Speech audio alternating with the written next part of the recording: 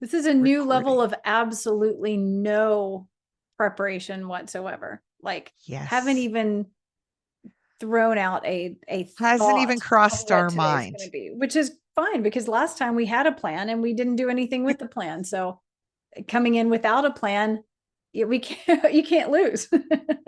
Exactly. So here we go. We'll say, good morning, Jennifer Taylor. Good morning, Tava Baird. I don't know what it is that makes me want to start every podcast like Robin Williams at the beginning of Good Morning Vietnam. Um, I I don't know. I just want to be like, good morning today. Um, now we wish we hadn't turned my microphone level up, right? I think Um, it took care of it, or something edited that out a little bit, I think, on yeah. its own. Before I went full Robin Williams over here. God, I miss that man. Um, so we have no plan, folks. We have finally learned our lesson. We are not planning anything. We don't know what's going to happen. 10 minutes from now, there may be ostriches chasing Jen through her house, and I'm swinging upside down on a trapeze while creating artwork on an etch a sketch. We have no idea what Boy, we're this doing sounds like a today. lot more fun than I had any idea of. I I should don't have know that stretched or something for this, it sounds like. the flamingos would be fun. First question would be, how did flamingos get on the second floor of your house? But Yeah, there are a lot of questions I have about the scenario that you just presented. and I didn't even bring up the fact that one or both of us is dressed in a banana costume. Since we have no idea what we're doing today, other than we are just really excited to be here with you all, I think we should do what we normally do and see what comes through. Jen, are you up for a little singing? Yeah, absolutely. In fact, I'm really counting on the singing bringing through something that then creates the platform for the rest of the podcast. So, Yeah, yeah, I watch think I'd watch better it. sing. Watch what ends up happening is you sing, I turn, and there's Samael just slurping the end of a big gulp and goes, I got nothing. And then that's the end of our podcast for the day. I have a feeling that Samael would be very disappointed with a big gulp. I think you would too. The only thing that we know that he has said so far that he likes is wine. He's always like, Wine is wine is good. good. Oh All God. right. Well, I'll switch mics and get started and have a talk with Michael and Gabriel and let them sort it out amongst themselves of what they would like to have come through today and have us talk about. Exactly. This is just flying by the seat of our pants, folks. We are on a Exactly. metaphysical trapeze.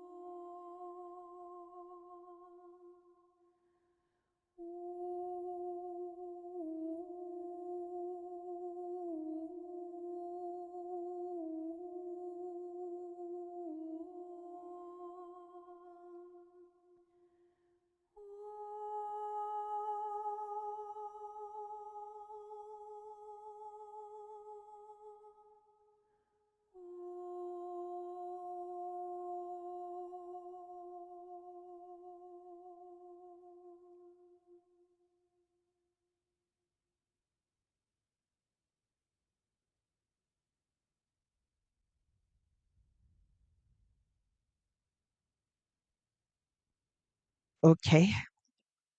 He did not go get a big gulp. So it looked like there was lots and lots of writing. There was lots and lots of writing, lots to say. As I was finishing writing this, I was like, where is he going with this?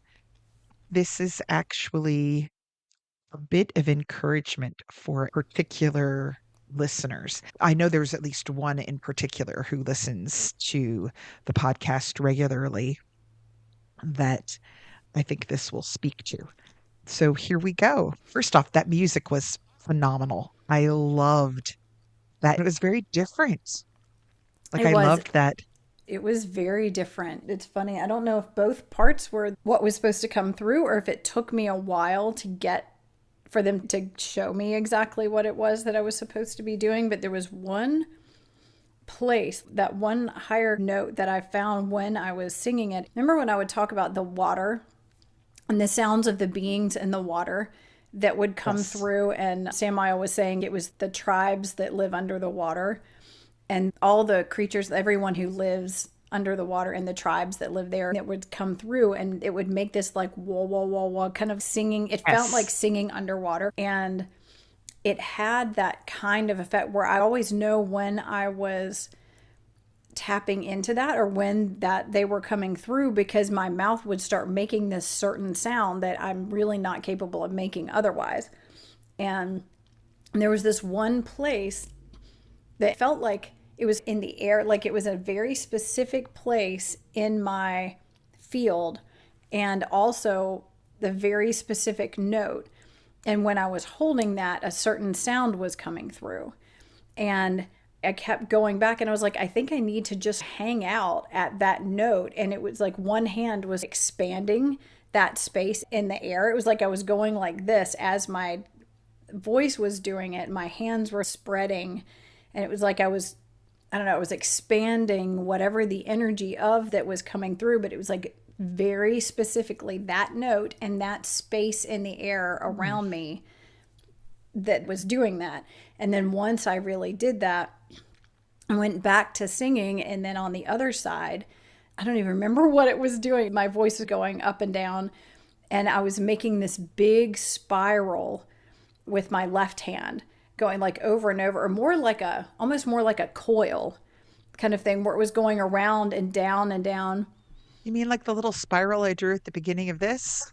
Oh my goodness. Yep. Yeah, look, I actually finished and I drove. It was like there was the spiral on this side, then there was this upper note thing that I had expanded, and then at the Uh-huh. end, making this sort of thing. Ah, well, we both got spirals coming through. That's sure. For those people listening, we basically drew the same thing in different places. Oh, that's really interesting. And it would go back and forth between making that spiral was that like, I think it was I was doing, and then Hmm. that high note was that place that was sort of expanded and it was going back. I was stirring around like the spiral sort of thing, and then the upper side, and then everything created this shape in front that to me actually as I was making it, I was thinking, is this like a uterus or like a birth canal? And then when I drew it, I was like, no, I think maybe it's almost more like birth canal that was being created with my hands as I was singing it near the end. So I'm really interested to see what the words were that came along with that because it was really fascinating. The words. So here we go. It's a lot. I'm afraid this is going to be like that eating the elements thing where it then turns into four The next episodes. 10 podcasts The will be next 10 unpacking these. podcasts will be this thing that we did not plan for. Okay. Here is what I have. Open, open, open. What does it mean to be truly open, Umshala? To not live in the past nor the future, but to exist in the now of each heartbeat, each beating of the drum. To be here, present in the now. To let tumultuous emotions fall away. To let the chores of the world settle and dissolve into the dust. This is the place of flow, place many are conscious of, but struggle to find. The place of loving past the protestations of your mind and immersing yourself in connection. The journey to openness is different for everyone based on their current state, but some of the path markers may be found commonly. First, you must let go of fear, the fear of losing your identity. So much of how you see yourselves is grounded in earthly things, plans and gossip, distractions and apprehension. Who are you without these? Contemplate this and let go of your hold on them. You can be both, an individual and part of the whole. Understand and rejoice. Second, find the divine near you. Go into the wild. Make an altar there, and in the work, gathering your ritual items, you will begin to tap into your creativity. Sculpture and paint and clay. Use your human hands to feel all of these, provided to you by the earth, the berries, the roots, and the trees. Bring inspiration into form and feel the flow. Third, have some time in silence and seclusion. Create your own monastery as the holy have done for centuries. Camp under the stars.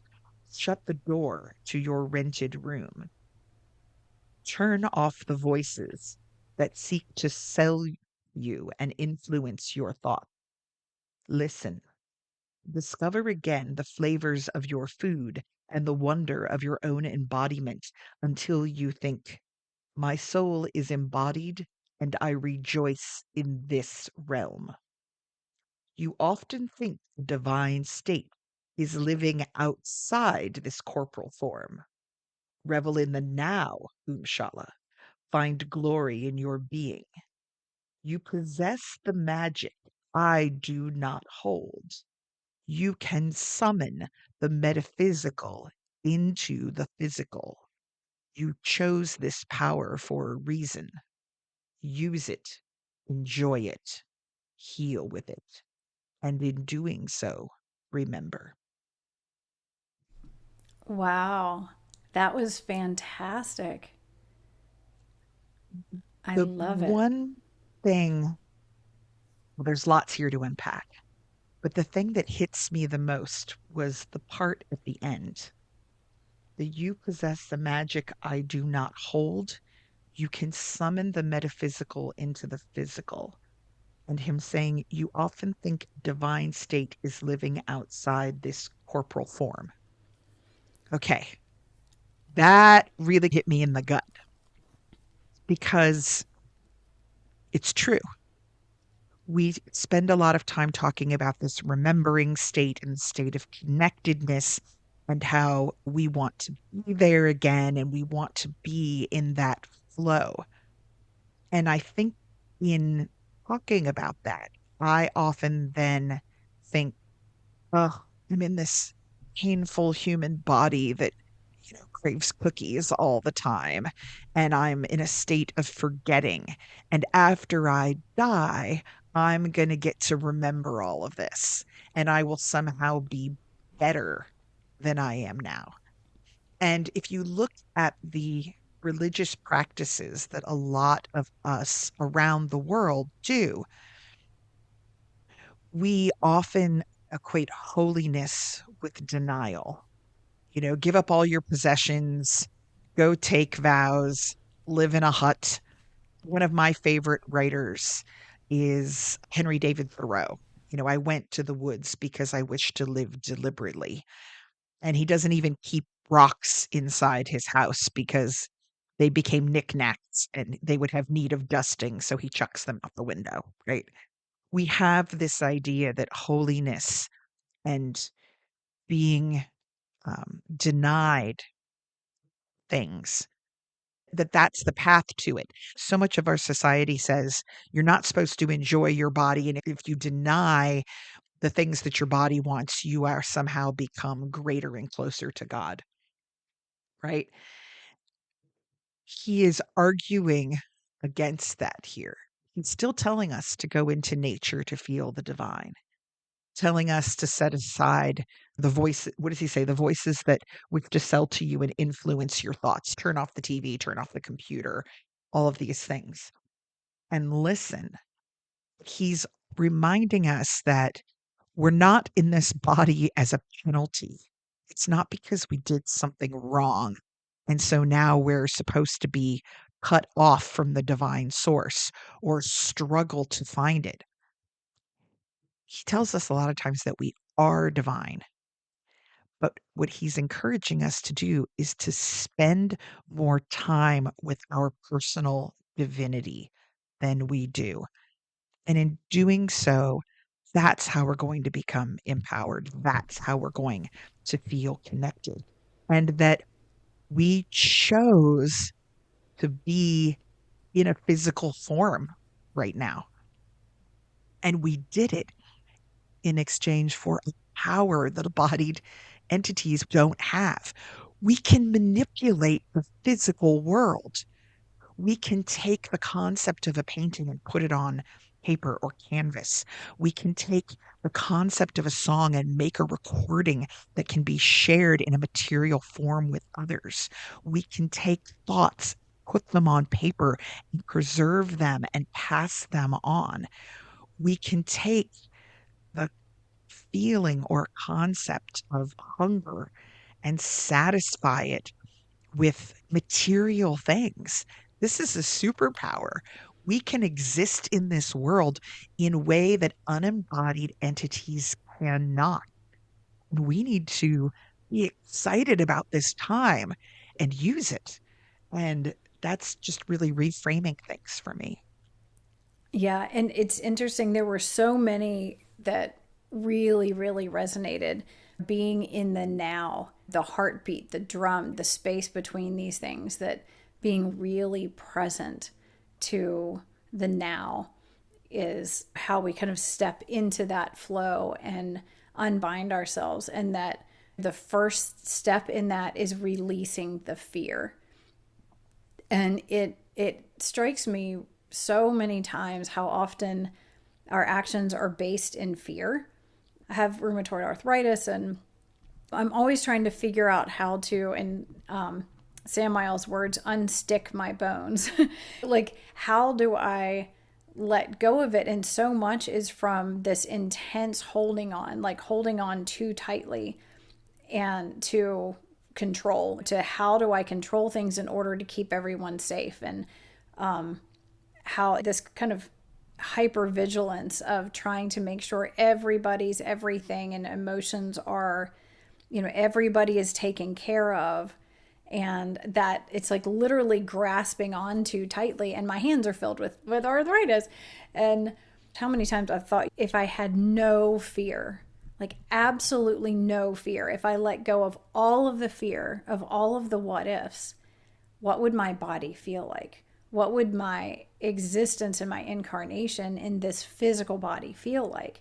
Because one of the brilliant things about our body, it's both incredibly brilliant and incredibly frustrating, is that our bodies are like the canary in the coal mine. They show us the patterns that we've picked up, the things that we're doing. And so a lot of times then we curse our bodies for failing us. It's arthritic and I can't walk well, and I have a hard time doing things with my hands, and everything hurts. And it's so easy to turn it around on our bodies and be like how hard it is to be in a physical body. But our bodies are showing us, or speaking to us, or communicating to us, and letting us know what's going on in a spiritual level, and on a mental level, and an emotional level. And the more we ignore those things, the louder it shouts. And it shouts typically through pain or disease or some kind of injury or something to get our attention. And it's funny, it is such a blessing to be in a body, and when we can look at it as it is absolute magic to be able to take all of these divine energies and bring them through into our bodies and through and then manifest into this physicalized kind of existence where people can feel it and touch it and shape it and see it and experience it in a different way. And so I love that way of looking at our bodies and the idea that we have a magic, an ability that angels don't have. There's not a lot in the world when I would think, oh, well, yeah, I can do this and angels can't do that. Where you've got an ability that they don't. And the idea that that's what we have. We have the ability to bring all of these incredible vibrations and frequencies in and bring them into this physicalized existence and share them and interact with them in a much more concrete kind of way than we would be doing outside the body. And it reminded me, a lot of what you were saying there reminded me too of a talk that I was just giving in a Reiki 1 and 2 class about grounding. And because I'd sent out a reminder text saying, be sure to ground. You can use your Reiki to help you ground. And she was like, I keep hearing people talk about this and using this term, but I don't really know what they mean by it. And I'd had a whole little thing of how to ground and how to ground using Reiki.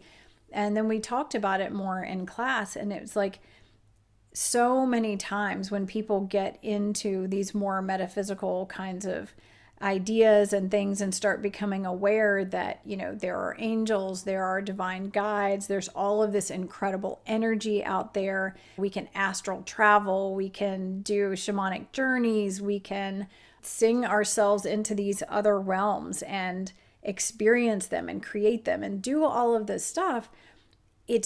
You get a high from it. It is not kind of a high. And I know you and I talk about that all the time. It's like we get that in the podcast, and then afterwards it lasts for about 30 minutes, and then we crash hard when we've been doing that for like 4 hours. And that a lot of times people tend to get addicted to that high, that like out of your body, up in those really high vibration kinds of things.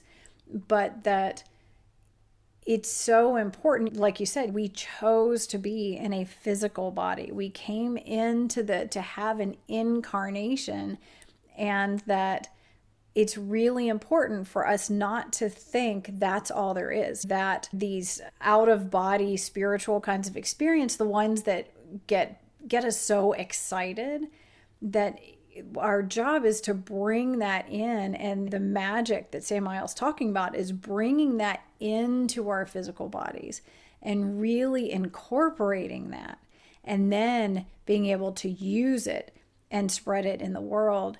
And one of the ways of doing that is through grounding and being really grounded. And it's interesting because a lot of times, especially when I first started out, I thought of the idea of being really grounded as not being able to fly. They talk about just like flights being grounded. It's like you can't fly, you're stuck down here on Earth kind of thing.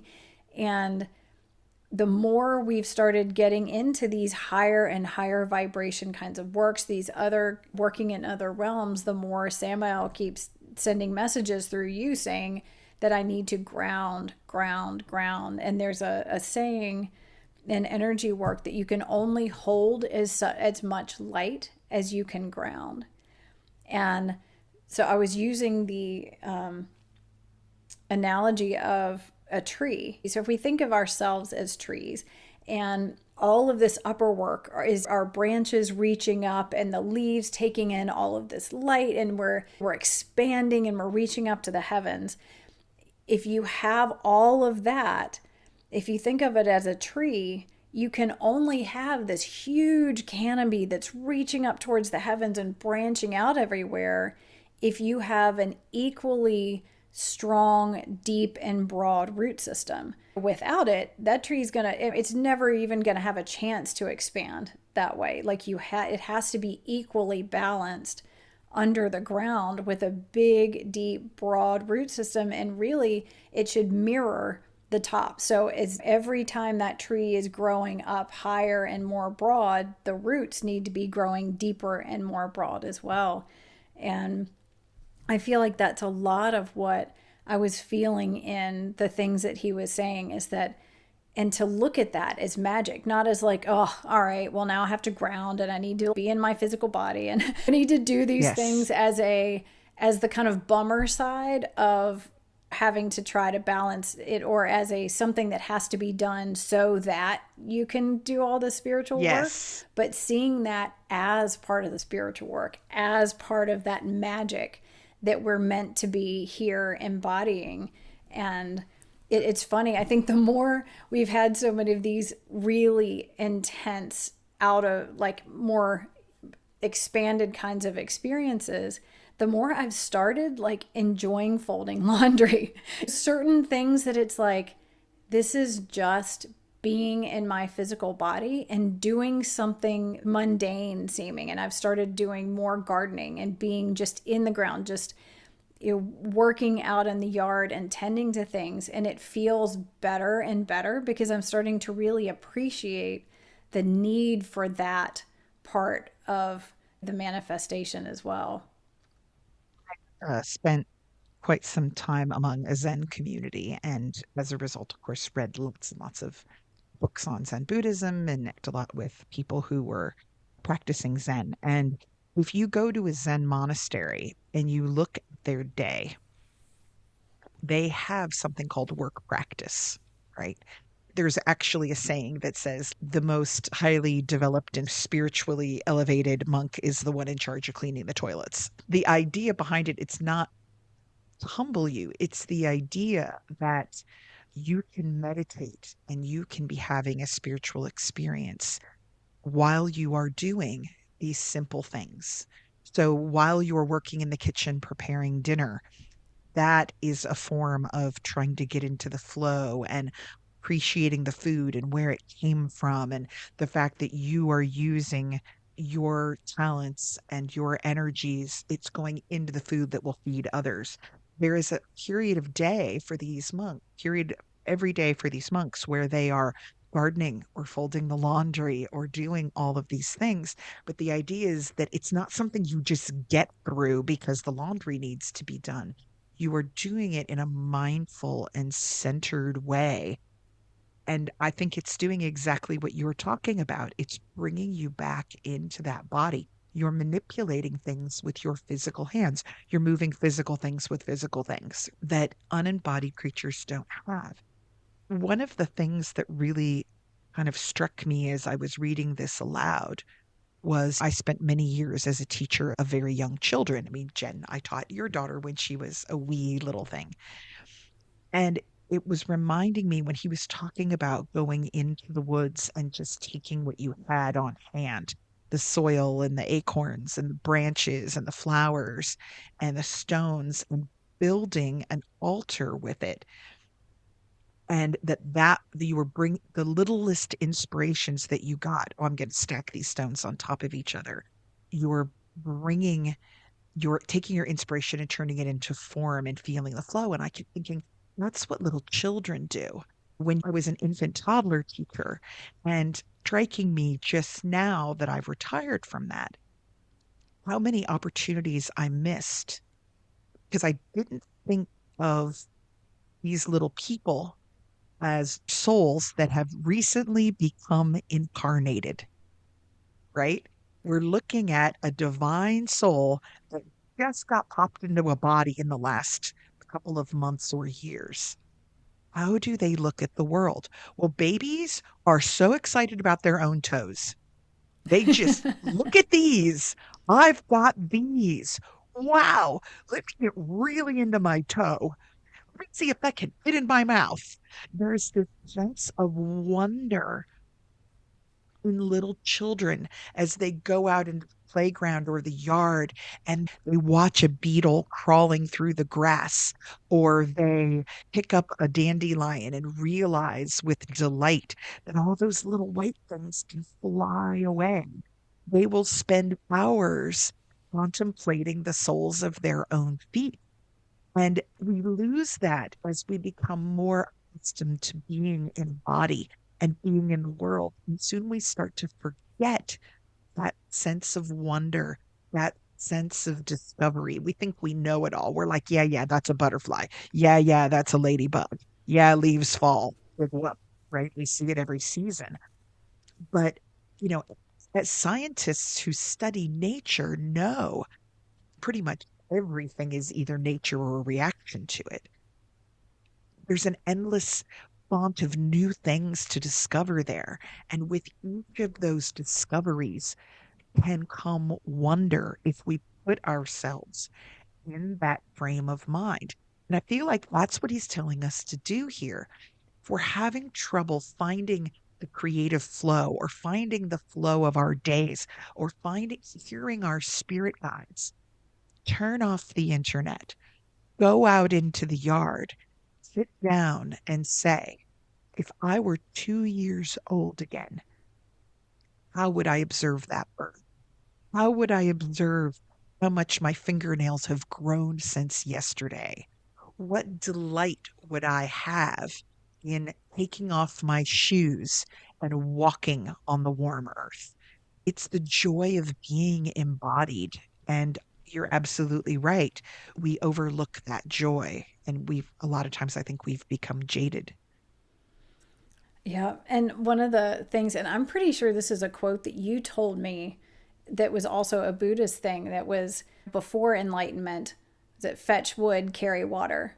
Mm. After enlightenment, fetch wood, carry water. Carry water. And I know there was a period of time in which I think you were saying that on Marcos a lot. And it was like fetch wood, carry water. And I think I feel like more and more I'm starting to really appreciate that the balance between the expanded, enlightened, incredible, energetic, out of our body experiences, and then the incredible pleasure of fetching wood and carrying water. I think it's really evident if you ever have cared for farm animals.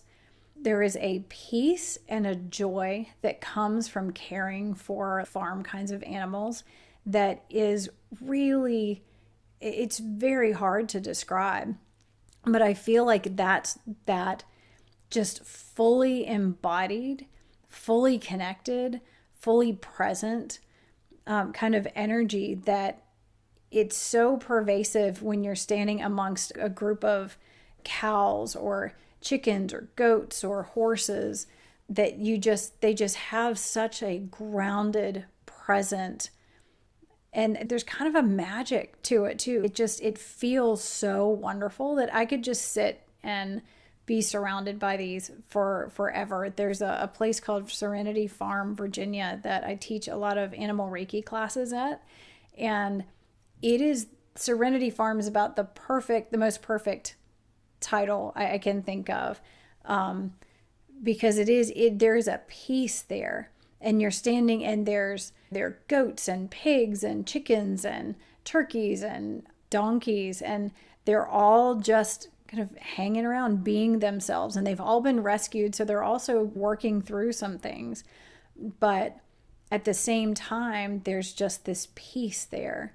And I feel like exactly the sort of state of that peace, the throwing away the fear and being in the present, in that space between heartbeats, is what you get when you're really with a lot of especially balanced, happy, out in the field kind of farm animals. And I was talking to a neighbor about that yesterday, where she has all these different animals, and she was like, I love to just sit down there with the chickens and the donkeys and the pigs, and it's just the happiest place to be. And it's like somehow they help to bring you back into that and help you to tap into that more animal kind of nature. And it's funny because we talk a lot in the animal Reiki classes about how our society, everything is about getting away from your animal nature, and that our natural wild selves are taught. There are so many negative terms. It's like being animalistic or your animal, all these different things, but that's ideal. the animals, you watch them, they are completely connected. And the more wild they are, the more completely in tune and completely connected. And they listen with their entire bodies.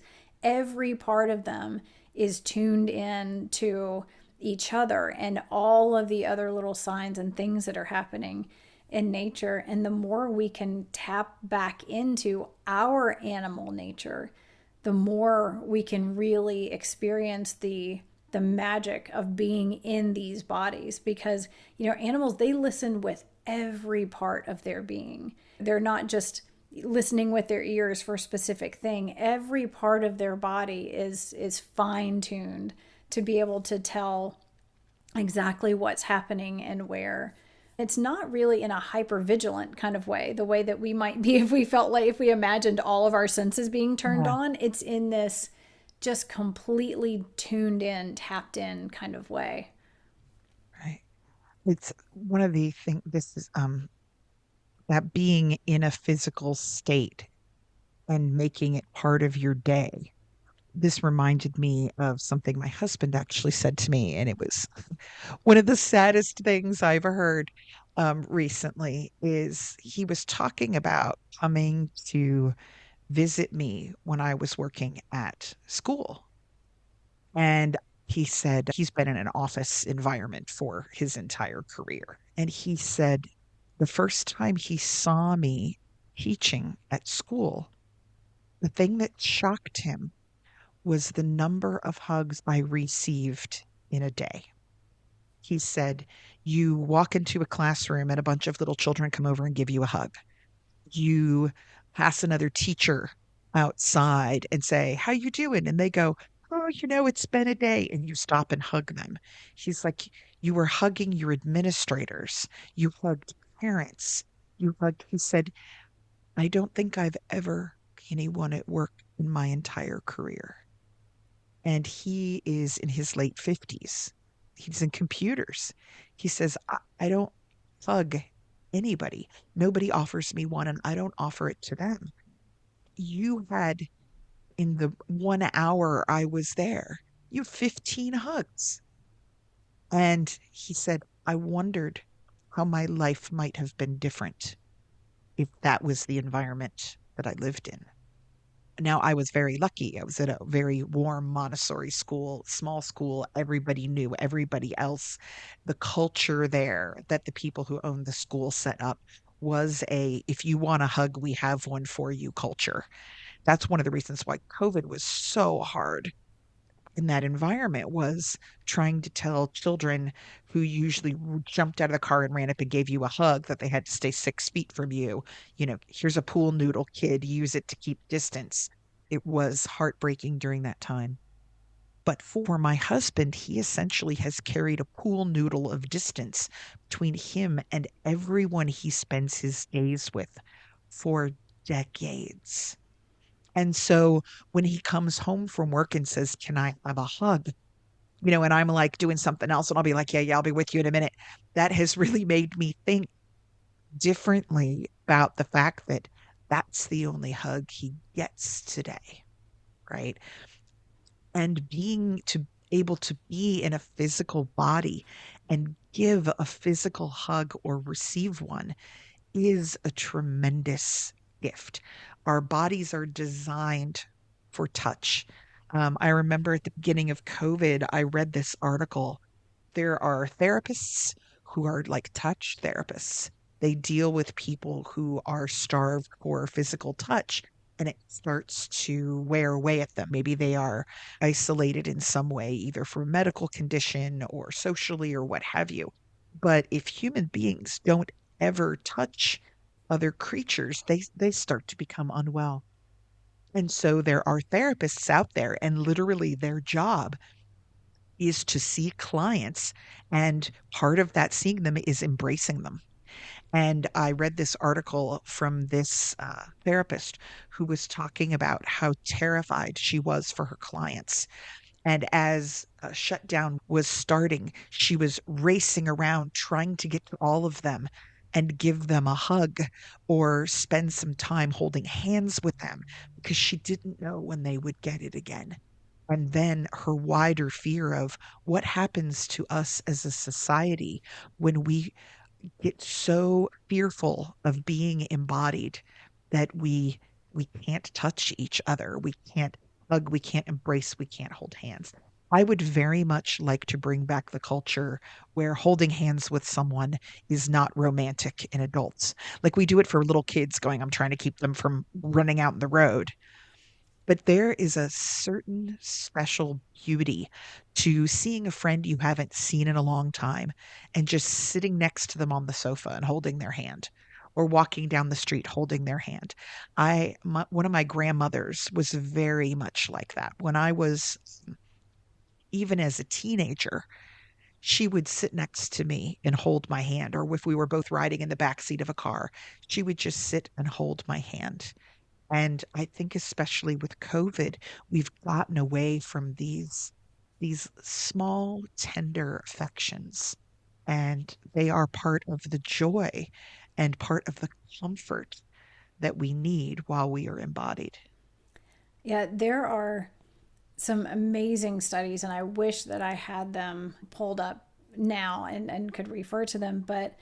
And I learned a lot about the need and importance in humans for that physical touch. And when I had a baby, and there's so much research on the need that we have for like skin to skin contact and all of these incredible things that it does for an infant to be just bare skin against against someone, like up against bare skin to bare skin, and all of these major physiological functions in their bodies are like brought to life. They're awakened, they're strengthened, their immune system is strengthened. All of these incredible things are strengthened just by having physical touch and being right up against them. And there was some kind of study that they did with, I think it was like chimpanzees. And basically, and it's really horrible when I think about this being done to them, but they essentially took various things from them. Like they weren't allowed to be, like, I think there were maybe babies that they didn't get any touch, and then ones that were deprived of food and Oh, nourishment and these different kinds of things. And they were studying what effects it had. And the ones that didn't have physical touch failed to thrive to a much greater extent than the ones that were denied food. And it was more important that they had that physical close touch than it was to have actual food in them. And I wow. think we tend to forget how important it is that we have that physical closeness. We are designed to have it. It is a necessary nutrient for our bodies. We have to have certain amounts of vitamins and minerals and proteins and these kinds of things. We also need a certain amount of physical touch in order to thrive. And there's so much research and so many unfortunate things that where we learn what happens when infants and young children don't get the kind of closeness that they need. And I remember learning something, and I think it was like Oprah or something when I was maybe in my late teens. And I remember hearing some expert talking about how so much of the of like sexual promiscuity, or what that word they were calling at that time, basically like teenagers, especially females, going out and having sex early, was that they were actually craving just physical contact. Like they wanted to be held. And in order to be held, it was like a transactional sort of thing. It's like, in order for me to get the kind of closeness that I need, I'm going to have to trade sex for it. And they were saying that if you continue to snuggle and embrace, and you can provide that physical closeness that your children need into their teens. It's kind of an age when you don't think of snuggling your kid or hanging out on the couch and having your arm around them or having them lean over on you or rubbing their back, or the things that you do when they're maybe 5, where you're kind of all snuggle up under a blanket and you watch something, or you're scratching their back as they go to sleep, or you're rubbing their head and running your fingers through their hair when they don't feel well. But that tends to wane as they get older, but how important it is. And I remember thinking, okay, I'm going to make sure that I continue snuggling my children so that they're not out there looking for something when what they really need is a longer hug or somebody to just hold them when they're feeling down. That's all stuff that you only get from being in a body. And Yeah. it strikes me, I was thinking about like at the inn, that you were inviting these spirits to come into a poppet if they wanted to just be able to experience being held. Yeah. That's something that like they're out of their bodies and they cannot get that sensation of being held anymore, Right. without it. And that's something that, we kind of take for granted, the fact that we have the ability to feel a hug. Right.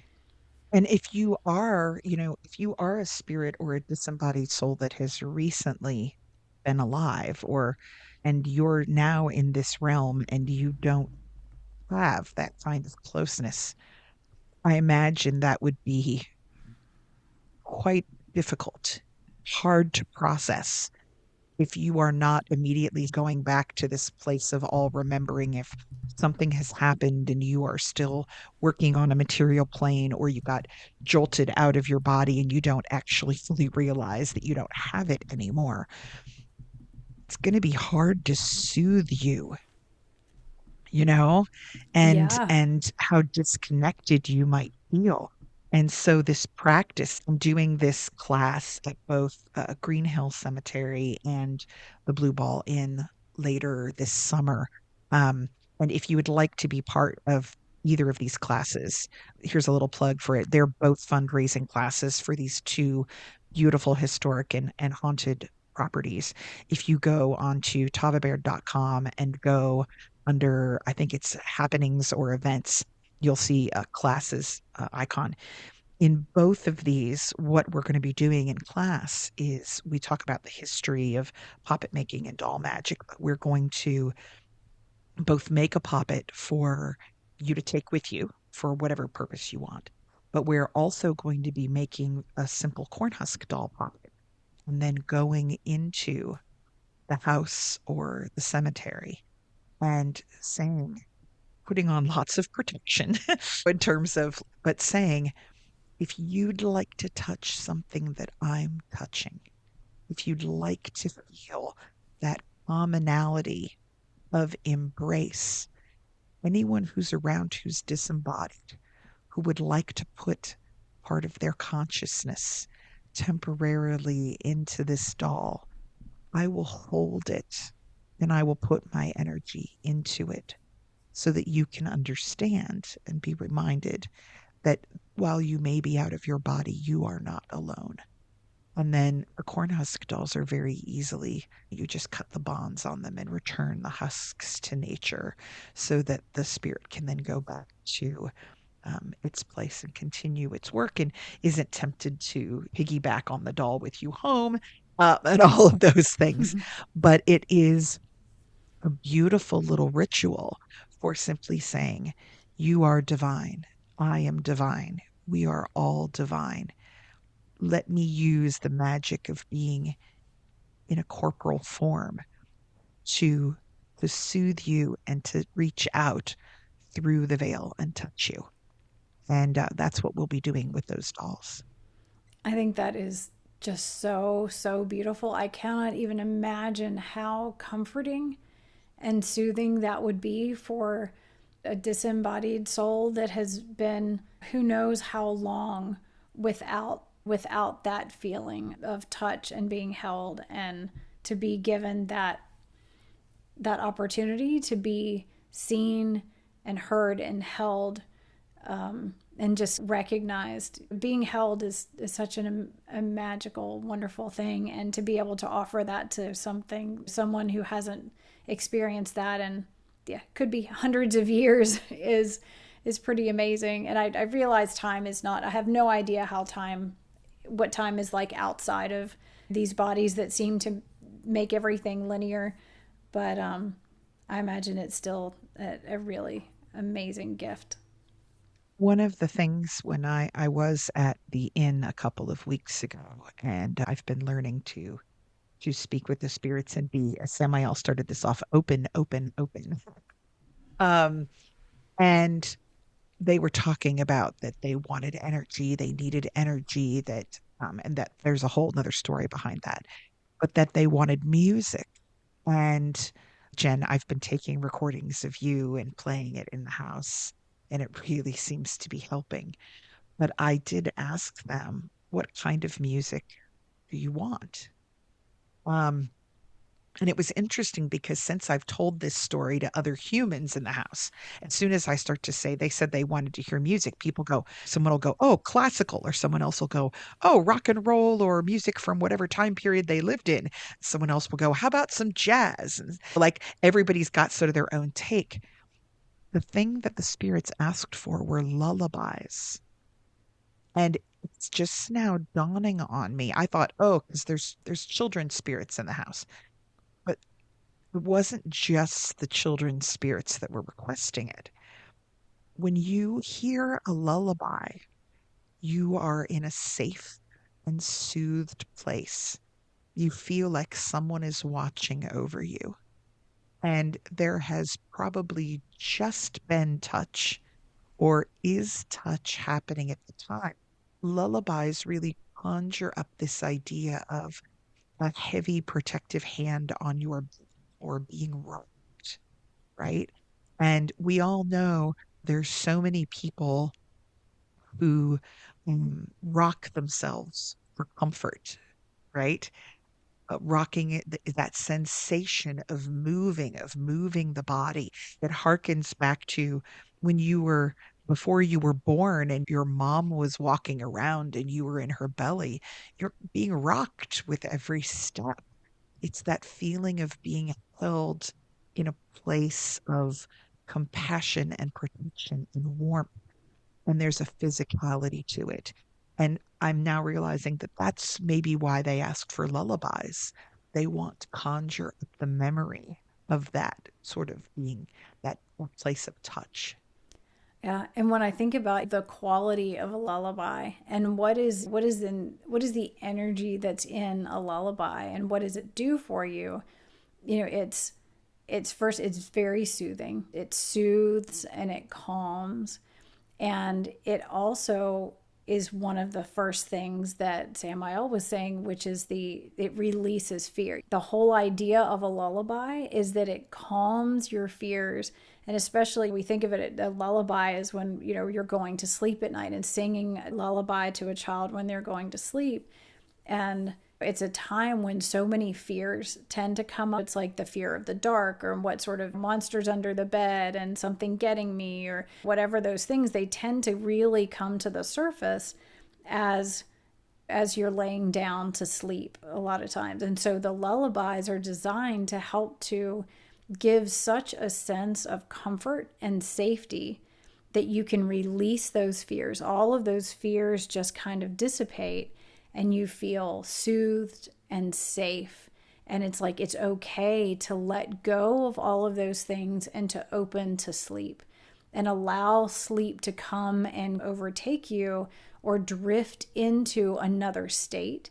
It's like when we're going into dreaming, we're going into sleeping, we're actually going into this other realm. We're going into a state where we travel. We do all kinds of out of our body kinds of traveling and work, and the anticipation of that can be frightening. And so when I think about lullabies in that sense, these are spirits who are here, and many of which are still around because there's probably some degree of fear of surrendering to that transition into another state. That really going ahead and moving into that. And so a lullaby would help to soothe and calm and release the fears and give them a sense that they're held and they're safe, and that it's safe to allow themselves to let go and drift into this other state. And when you think about too, dreams, it's really going from a state when you feel like you have control over things. I know what my body's going to do. I can walk out of this room. I can do whatever. There's a level of control in our waking life that we don't have in our dreams. We kind of shift into this other brain state and actually go into other realms and travel where we tend to have much less control over it. And that fear of all of that is significant too. So when I think about the lullabies and that being what they want, it's entirely the energies of helping them to relax and be soothed enough to let go and be open to the unknown and what may be beyond the veil as they shift into another state. It's also interesting because so many lullabies are a connection to our ancestors. People tend to sing to their children the same songs that were sung to them.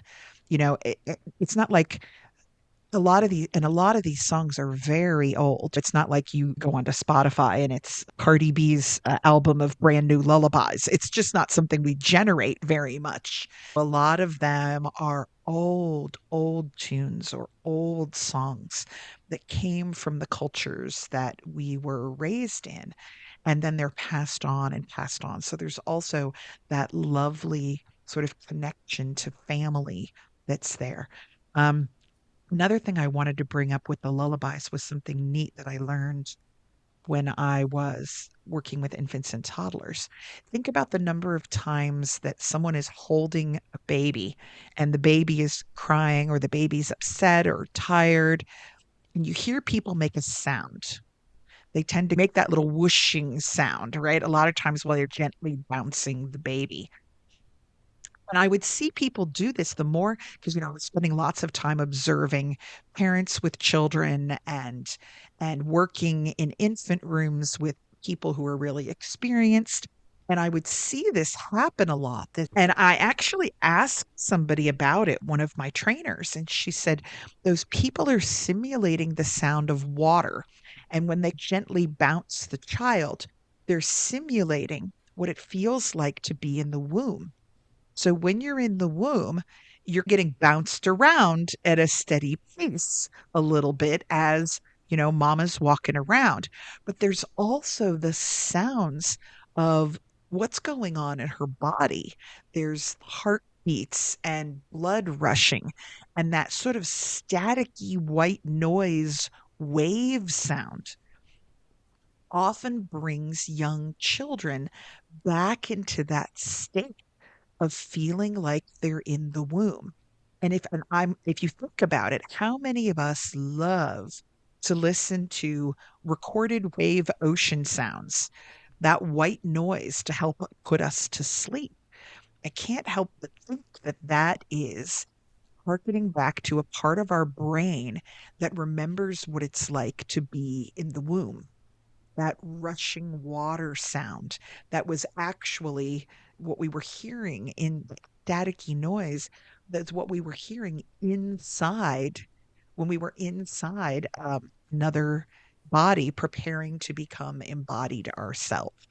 It's amazing how many of the things that are soothing to us are things that harken back to being in the womb.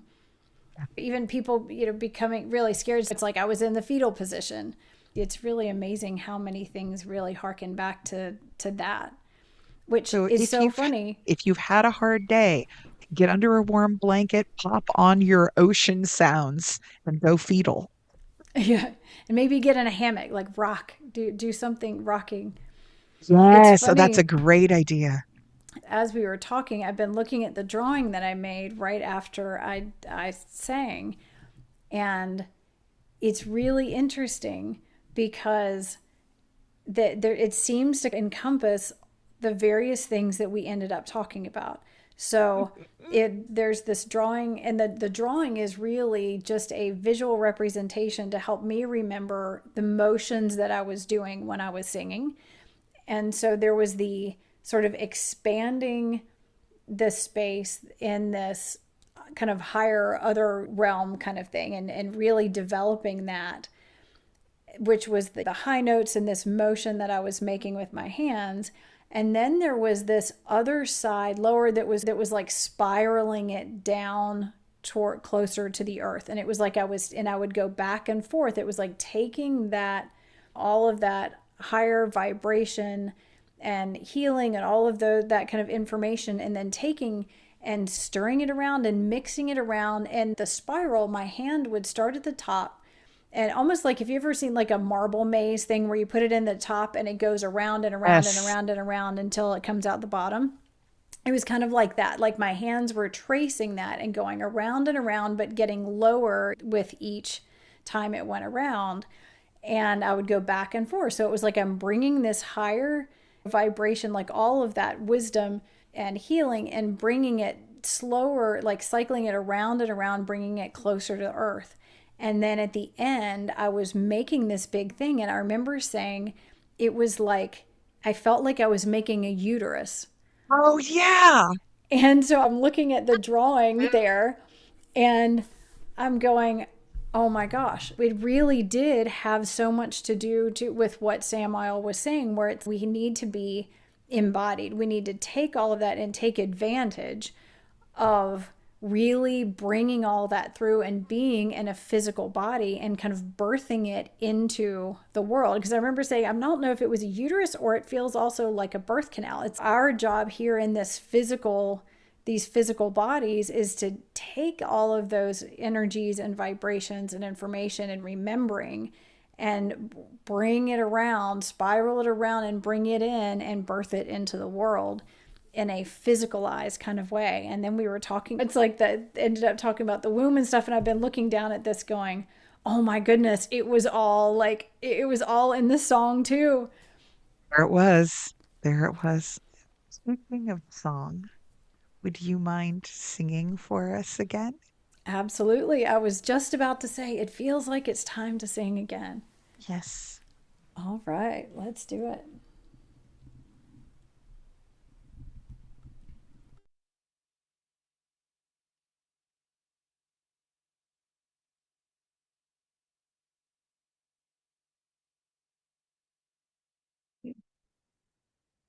I think it would be nice to remind everyone of Samael's words from the beginning, because we've talked about so many different things and there was so much really good stuff in there to think about, that maybe before we go into the next song, which is also going to bring its own closing words, maybe you could read that for us one more time.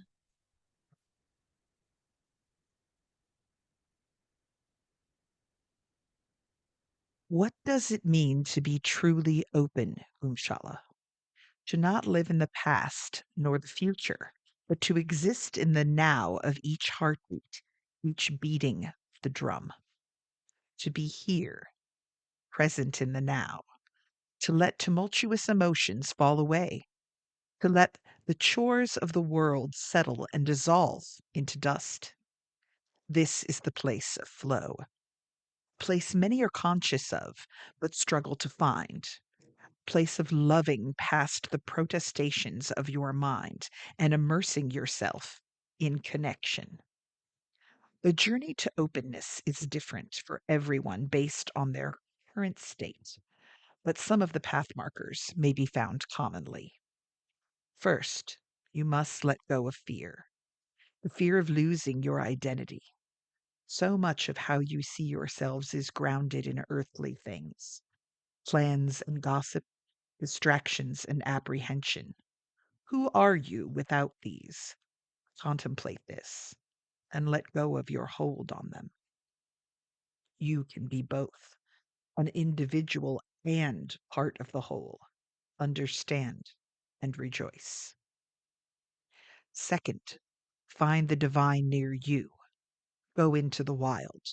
Make an altar there, and in the work of gathering your ritual items, you will begin to tap into your creativity. Sculpture and paint and clay. Use your human hands to feel all of these, provided to you by the earth, the berries, the roots, and the trees. Bring inspiration into form and feel the flow. Third, have some time in silence and seclusion. Create your own monastery, as the holy have done for centuries. Camp under the stars. Shut the door to your rented room. Turn off the voices that seek to sell to you and influence your thoughts. Listen. Discover again the flavors of your food and the wonder of your own embodiment until you think, my soul is embodied and I rejoice in this realm. You often think the divine state is living outside this corporal form. Revel in the now, Find glory in your being. You possess the magic I do not hold. You can summon the metaphysical into the physical. You chose this power for a reason. Use it, enjoy it, heal with it, and in doing so, remember. Thank you so much. Of course.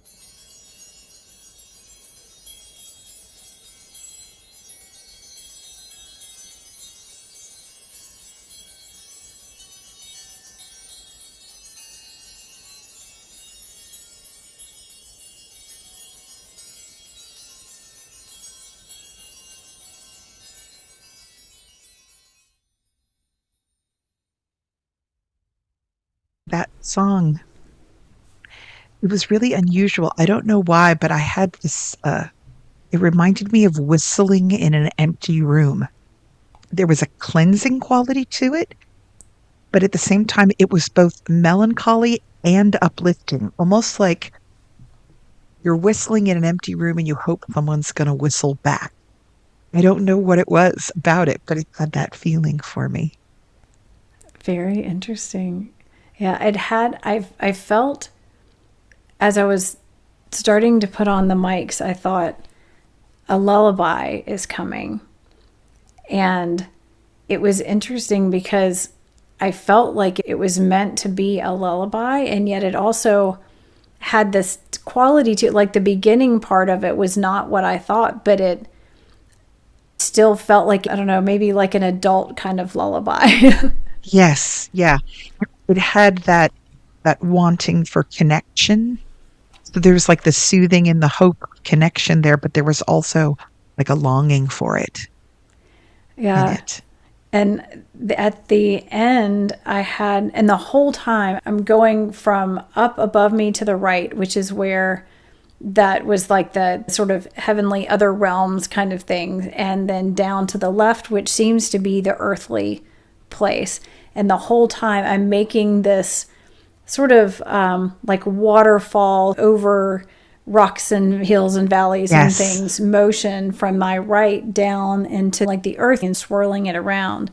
And when I was done, I felt like there was a message in it that was coming through to me. And I wrote down at the last minute, I wrote down what I feel like is a message from maybe Michael and Gabriel that said, allow the blessings to flow from the heavens in and through you into this corporeal realm, and allow yourselves to be held and rocked and soothed. We hold you as you hold each other. It is all a blessing. Remember last week you had Michael in the upper right and Samael in the upper left reaching towards each other. Yeah. Continues the reaching of that higher state and then the earthly realm towards each other. Yeah. And in this last one, the flowing, it was just this gentle, steady Yeah. flowing from these like higher realms down into the earth and surrounding us. Here is what came through doing the ending song. This has got a slightly different flavor to it, but also not really. Shame is a weapon. How many of your choices, even in your most private moments, are powered by shame? Small children, the recently embodied, do not possess it. It is not healing for you, Umshala. A small child runs out laughing to dance in the rain, no matter what others think appropriate. A small child has to be reminded not to strip off their clothing to feel the sun on their skin. The recently embodied like what they like and celebrate it, whether society says it is in fashion or not, and they thrive. Find those stolen moments for yourself at this time. Collect stones and sleep unclothed and jump into mud puddles with both feet. Place your, adorn your body in a way that delights you. Dance with abandon. Give yourself permission, children. Give yourself permission to be a child. It is good medicine for the ill of the world. Oh no, Jen, are you crying? It is a good thing. And I am I am so grateful for Samael's words, and he's so masterful with them, and I have no doubt that those words are going to be deeply meaningful for each and every person that hears them, and everyone will hear them a little bit differently and will hear exactly the part that's really speaking directly to them in them. And for me, as soon it was like as soon as he started talking, I felt very, very personal bits of it like speaking into the depths of me. And it was really related. I know before we started the podcast, I was telling you how I had been struggling with what I was going to be wearing to this wedding. And it's a very fancy black tie wedding with a lot of people who are very much in fashion, and their appearance is current and cultured and all of those things. And so as I was preparing for it, I've been trying to figure out how I was going to be able to wear shoes that were in any way appropriate for a black tie wedding. And so I was explaining, to Tava beforehand that I had come down to, I'm wearing a pair of high top Gore-Tex waterproof hiking boots. And because they're the only shoes that I can walk in.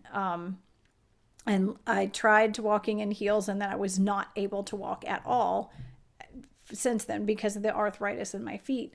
And I'd really been struggling with it, and I'd tried a million different ways. I tried hiding them and getting long dresses to hide them so you couldn't see them and all these things. And then finally last night was like, you know what? This is just ridiculous. I can't hide them. And hiding them is going to mean that I'm likely going to trip over this dress and I'm going to fall or I'm going to tear it up. And I was telling Tava that I decided I was just going to wear the dress that I would wear if I had these nice, sexy heels on. Only I'm wearing them with these, big, heavy boots because that's what I need in order to be able to walk.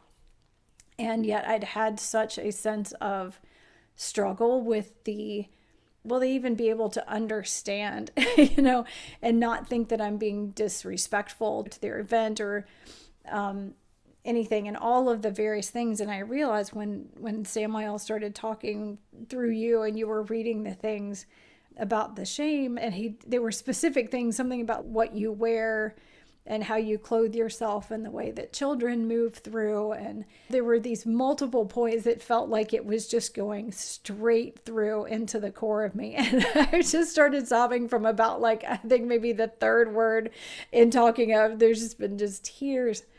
But it's a beautiful, beautiful thing.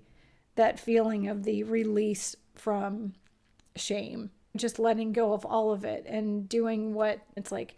I'm going to wear something that I'll be able to walk in that's going to support my body and my ability to bring things through and not tear me down because of other expectations and things. And it felt like exactly what I needed to hear. And so I am so grateful.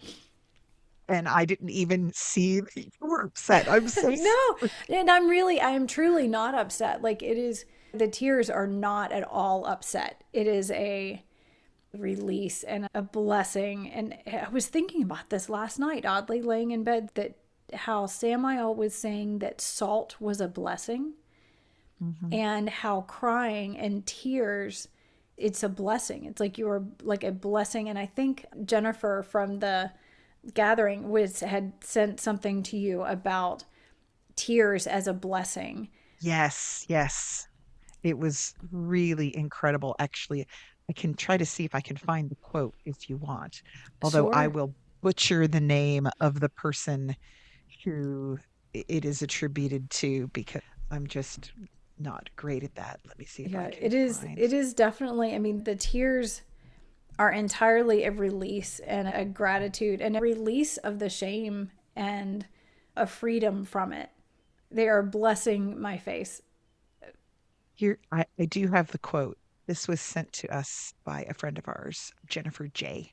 It says, "Crying is one of the highest devotional songs. One who knows crying knows spiritual practice.